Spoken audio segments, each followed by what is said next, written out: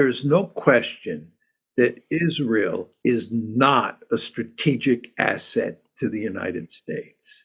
And indeed, if you look at what's going on uh, in the Middle East today, it's clear that Israel is a strategic liability for the United States.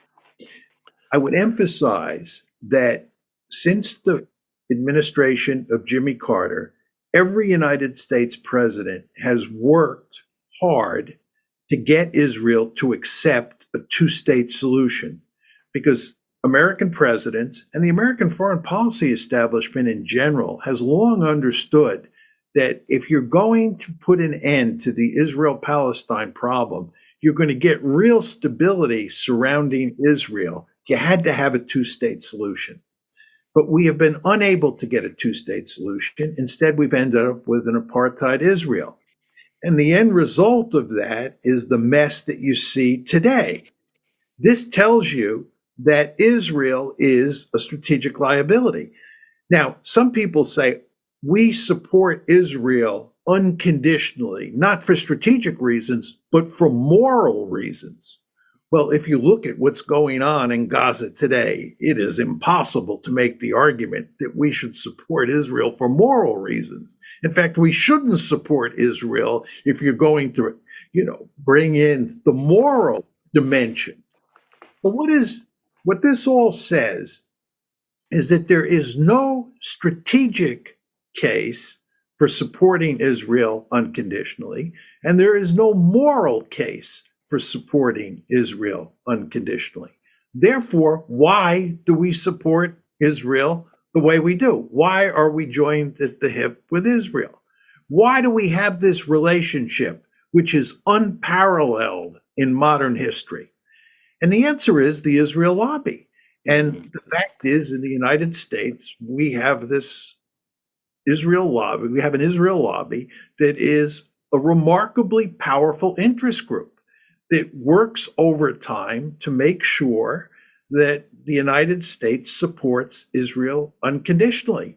And anyone who comes along and criticizes Israel or criticizes the lobby or criticizes the relationship between the United States and Israel, points out that it doesn't make strategic or moral sense, is going to be attacked. And there is a good chance that that person's career will be ended. And the end result of all this is hardly anybody is willing to stand up and say the emperor has no clothes. Uh, you just don't have any real discussion in the United States. And I would argue you no longer have such a discussion in Britain or in Europe more generally on whether it makes sense to support Israel unconditionally. And again, it's because of the lobby. I mean, look at what happened to Jeremy Corbyn in Britain. I don't believe for one second that Jeremy Corbyn was an anti-Semite, but the British version of the Israel lobby went after him hammer and tong and did a successful job of portraying him as an anti-Semite and making the argument that Labor, the Labor Party, had been infected with anti-Semitism. And I believe the lobby's great concern was that Jeremy Corbyn was critical of Israel, that Labor was critical of Israel, and if Labor came to power and Corbyn was the prime minister, he would go after Israel on human rights grounds. And the best way to avoid that is to go after Corbyn and make sure he doesn't become prime minister, which is exactly what happened. So you have this situation where Israel gets unconditional support from the United States, and increasingly so from Europe as well. And you have a situation like the one that we have today. Now, my final point on this is that I believe, and Steve Walton and I argued this when we wrote our article and then book on the Israel lobby, that this unconditional support is not only bad for the United States, it's bad for Israel as well.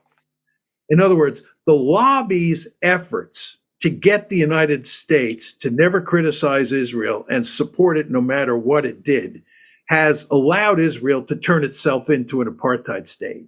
And it has allowed Israel to avoid adopting a two-state solution. If we meaning the United States, had been able to put enormous pressure on Israel and get it to accept the two-state solution, I believe we wouldn't be in the mess that we're in today. The Israelis would not be in the mess they're in today. But that was impossible to do. And here we are. What you're describing